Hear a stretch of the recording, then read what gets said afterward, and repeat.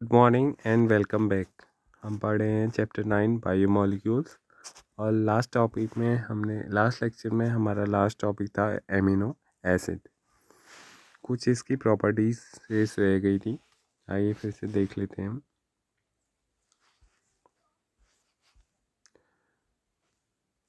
The chemical and physical property of amino acid are essentially of the amino carboxyl and the R functional group. जो physical properties होती हैं amino acid की, वो तीनों चीज़ों पे बेस्ड होती हैं। Based on the number of amino acid के कितने नंबर हैं और कितने कार्बोक्सिल ग्रुप के नंबर हैं। देयर आर एसिडिक भी हो सकता है एमिनो एसिड, जैसे ग्लूटामिक एसिड। बेसिक भी हो सकता है लाइसिन, और न्यूट्रल भी हो सकता है वेलाइन। ठीक है, valine amino acid. Similarly there are aromatic amino acid, tyrosine, phenylalanine and tryptophan. A particular property of amino acid is the ionizable nature of NH2 and COH group. Hence, in a situation of different pH, the structure of amino acid changes. और अलग अलग जो pH conditions हैं उसमें, क्योंकि यहाँ पर क्या होता है, जो NH2 ग्रुप है और जो COH ग्रुप है वो क्या हो जाता है, आयनाइज्ड हो जाते हैं, यानी कि वहाँ पर आयंस आ जाते हैं। तो यहाँ पर कुछ चेंजेस के स्ट्रक्चर में हमें देखने को मिलते हैं। अब बात करेंगे लिपिड्स की। Lipids are generally water insoluble. जो लिपिड्स होते हैं वो क्या होते हैं, वाटर इनसॉल्युबल होते हैं। They could be simply fatty acid. ये क्या हो सकते हैं, फैटी एसिड हो सकते हैं। A fatty acid has a carboxyl group attached to an R group. The R group could be methyl or ethyl or heavier number of CH2 groups. First carbon to 19 carbon इसमें present रह सकते हैं। जैसे for example palmitic acid has 16 carbons including carboxyl carbon. ठीक है, इसके अलावा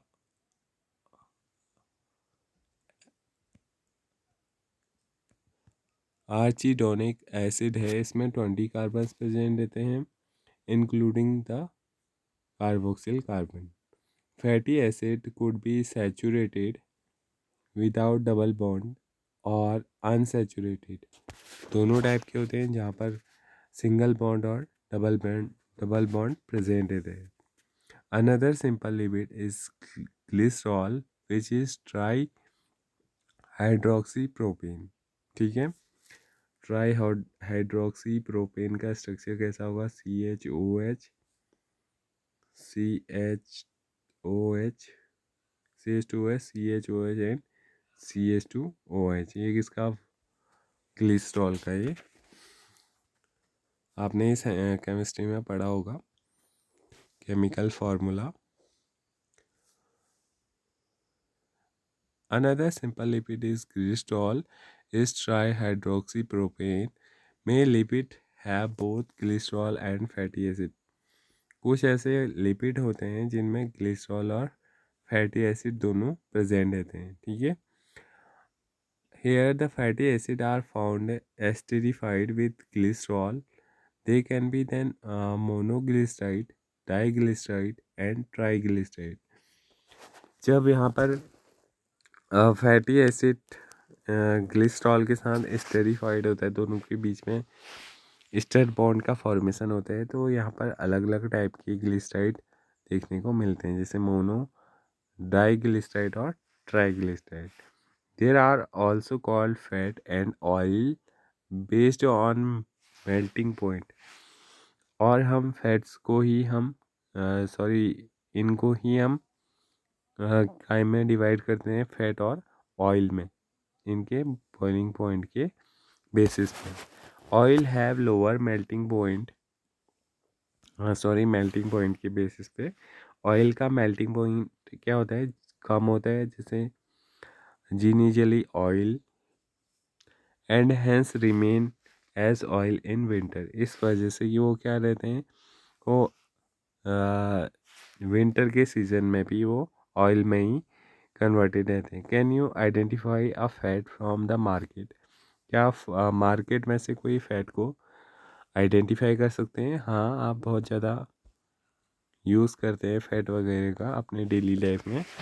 सम lipid have phosphorus and the phosphorylated organic compound in them.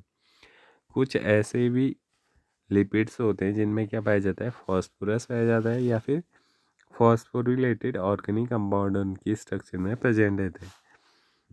These are phospholipid. इनको क्या बोला जाता है, फॉस्फोलिपिड बोला जाता है। They are found in cell membrane. ये कहाँ पाए जाते हैं, सेल मेम्ब्रेन में पाए जाते हैं।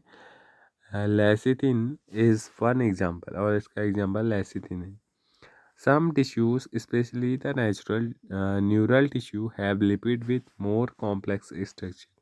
जो हमारी न्यूरल टिश्यूज़ होती है उसके अंदर क्या रहते हैं, लिपिड्स का काफ़ी ज़्यादा कॉम्प्लेक्स स्ट्रक्चर देखने को मिलता है।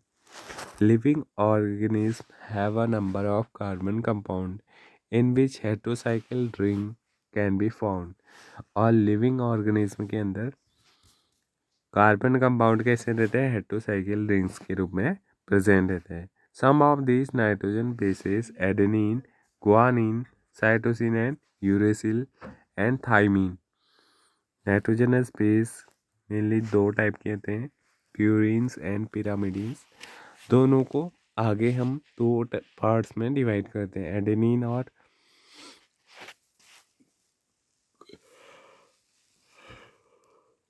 थाइमीन को प्यूरिन में, और ग्वानिन, साइटोसिन, यूरेसिल को हम पिरिमिडीन में डिवाइड करते हैं। When found attached to a sugar, they are called nucleoside. जब भी न्यूक्लियोटाइड के साथ एक शुगर क्या रहती है, ऐड रहती है, तो हम उसको क्या कहते हैं, न्यूक्लियोसाइड बोलते हैं। ठीक है, न्यूक्लियोसाइड याद रखना, काफ़ी ज़्यादा इम्पोर्टेंट है।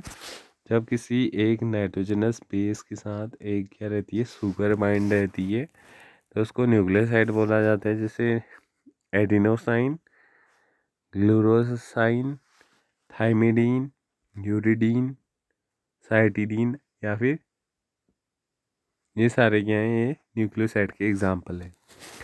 Adenylic acid, thymidylic acid, glutamic acid, uridylic acid and cytidylic acid are nucleotide. यहाँ पर एक और टर्म आया है न्यूक्लियोटाइड, और उसके कुछ एग्जाम्पल भी दे रखे हैं।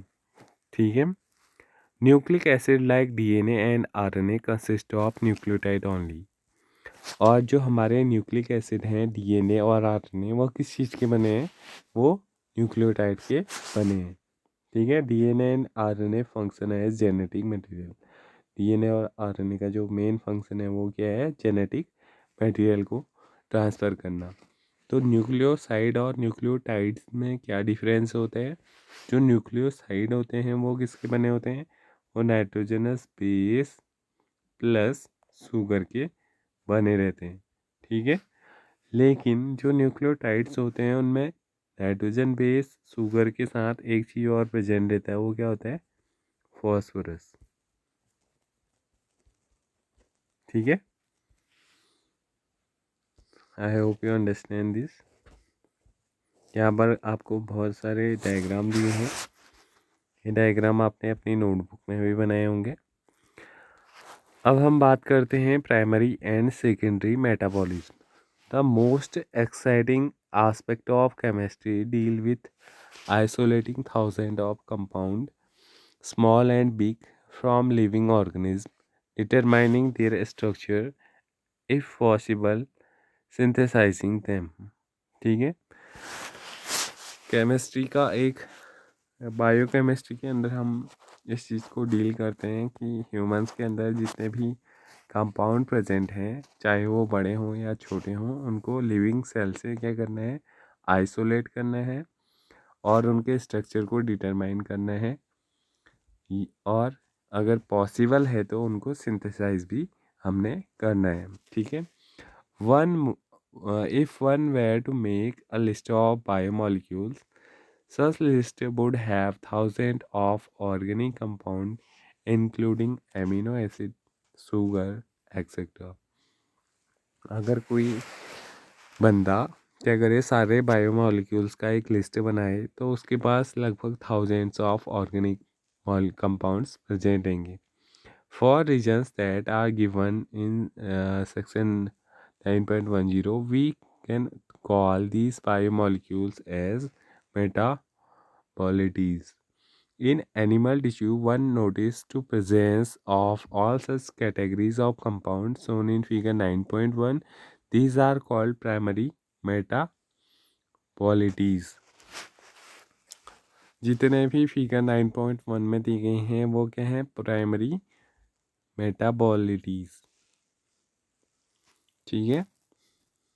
However, when one analyzes plant, fungal and microbial cell, one would see thousands of compounds other than these called primary metabolites like alkaloid, flavonoid, rubber, essential oil, antibiotics, colored pigment, scents, gums, species.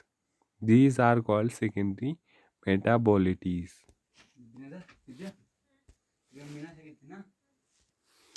तो plant की cell में कुछ additional parts या additional material देखने को मिलते हैं. इनको हम क्या बोलते हैं, सेकेंडरी मेटाबॉलिटीज़ बोलते हैं, क्योंकि ये ह्यूमंस की बॉडी में प्रेजेंट नहीं रहते हैं. ठीक है. यहाँ पर आपको कुछ सेकेंडरी मेटाबोलाइट्स के एग्जांपल दिए हैं. जैसे पिगमेंट हम बात करें तो केराटिनॉइड और anthocyanins, alkaloid morphine, codeine etcetera, और टर्फेनॉइड्स होते हैं monoterpenes, diterpenes, essential oil lemon grass oil etcetera. Toxins के रूप में अर्बिन, ट्रिसिन, और लैक्टिन्स के रूप में कैल्केविन, कॉनकिन, एविन, और ड्रग्स में विनब्लास्टिन और क्रूकुमिन एक्सेट्रा. मेरिक सब्सटेंस के रूप में रबर, गम्स, सेलुलोज. इन सारे सब्सटेंस का यूज हम अपने डेली लाइफ में या फिर हम ह्यूमंस भी इनका क्या करते हैं, सिंथेसाइज करके इनका यूज़ करते हैं. While primary metabolites have identifiable functions and play known roles in normal physiological processes. ठीक है. जो भी प्राइमरी मेटाबॉलिटीज़ होते हैं उनको हम आइडेंटिफाई कर सकते हैं, उनके फंक्शंस को भी, और कैसे वो रोल करते हैं डिफरेंट फिजियोलॉजिकल प्रोसेसेस के अंदर. We do not at the moment understand the role of function of all the secondary metabolites in host organism. तो इन सारे जो सेकेंडरी मेटाबॉलिटीज़ हैं इनका हम, लेकिन क्या वर्क है होस्ट की बॉडी के अंदर जहाँ उनका फॉर्मेशन हो रहा है, इस बात का हम पता नहीं लगा सकते हैं. However, many of them are useful to human welfare. इनमें से काफ़ी ये हैं ह्यूमन वेलफेयर के लिए यूजेबल हैं. जैसे रबर है, ड्रग्स हैं, स्पीसीज है, सेंट और पिगमेंट्स. इनका हम यूज़ डिफरेंट वर्क के अंदर करते रहते हैं. Some secondary metabolites have ecological importance. In later chapter and years, you will learn more about this. तो बाद के सालों में और कुछ आगे के चैप्टर्स में आप इन जो सेकेंडरी मेटाबॉलिटीज़ हैं इनके क्या यूज़ होते हैं उनके बारे में सीखोगे. ठीक है. तो आज का लेक्चर यहीं पर कंप्लीट होता है. इससे आगे हम नेक्स्ट वीडियो में देखेंगे. Thank you.